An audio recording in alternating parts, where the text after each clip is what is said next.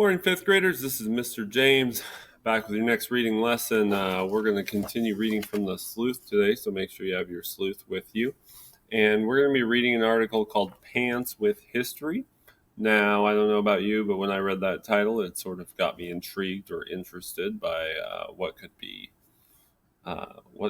could this article be about? Pants with History.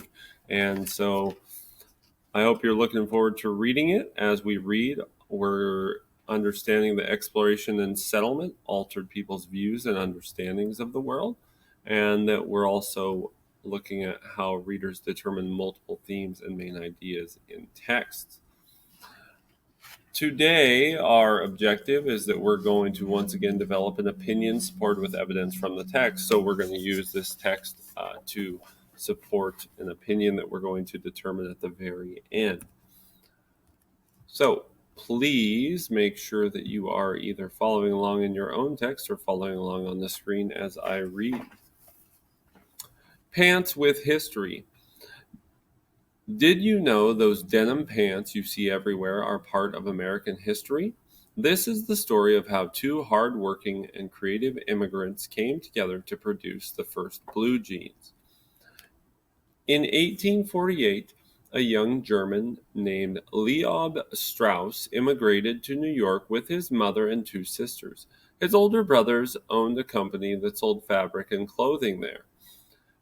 After gold was discovered in California, Strauss saw it as a business opportunity.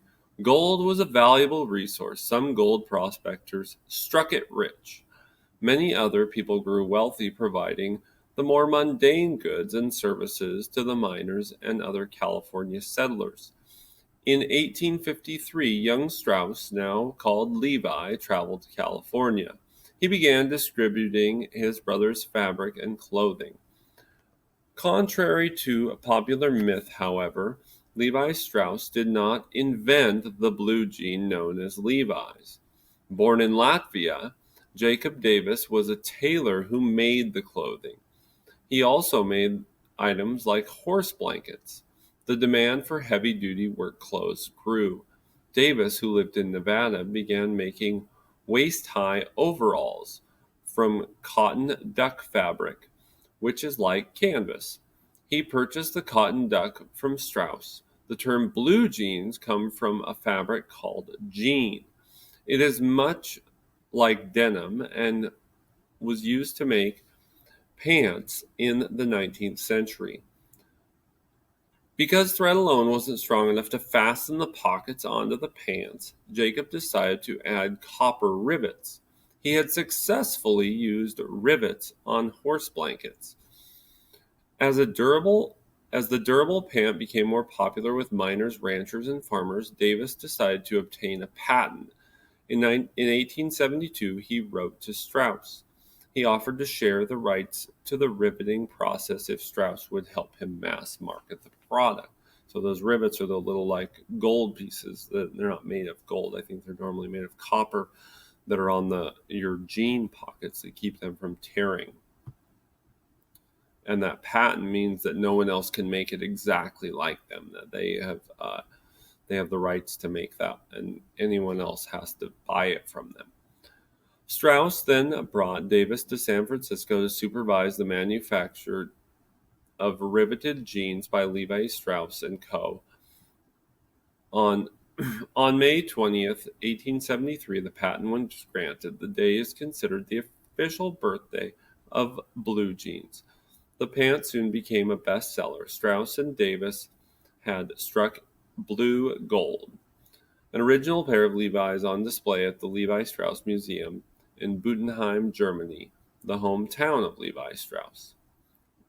The rivets are still used today in the manufacturing of Levi's. These were those little pieces I was talking about. And then you can see that this is an advertisement from about 1874 for the Levi's jeans. So they were first really sold to farmers and miners and mechanics. So in our text today, we're going to answer some questions, and then we're going to do our vocabulary, and then we'll go through and finally get to where you are writing your write and response reading or your extended response. So some of the questions that you're going to answer is you're going to gather some evidence first. What event inspired Levi Strauss to move away from his family and strike out on his own? Make sure you answer that in a complete sentence. And then you're going to write the activities of others that encouraged him as he began his new business. So what were other people doing that encouraged him to begin this new business? And then you're going to ask some questions. What are two questions you would ask Levi Strauss and Jacob Davis about the challenges they face? So now these questions are not boring questions. They're specifically dealing with the challenges that they face. So make sure your questions are focused on that idea.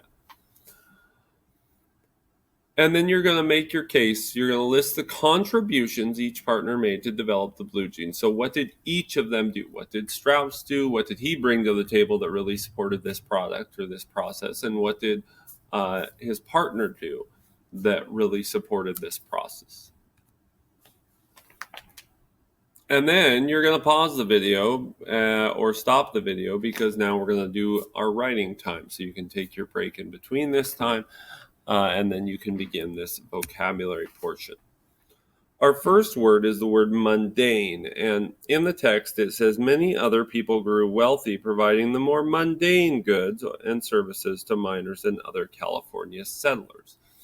So mundane is sort of things that are not original or boring. And boring maybe isn't the right word, but it means that they're just sort of they're not original. They're the things that are necessary, but they're not exciting. Not necessarily boring, but just not exciting. So those mundane goods are like just the normal stuff that you need. Nothing new, nothing interesting, just mundane. So the mundane days drug on like the pouring of cold syrup, meaning the days were sort of all the same. They weren't really original. They weren't exciting. They were kind of boring. Go ahead and pause the video and write your own sentence now.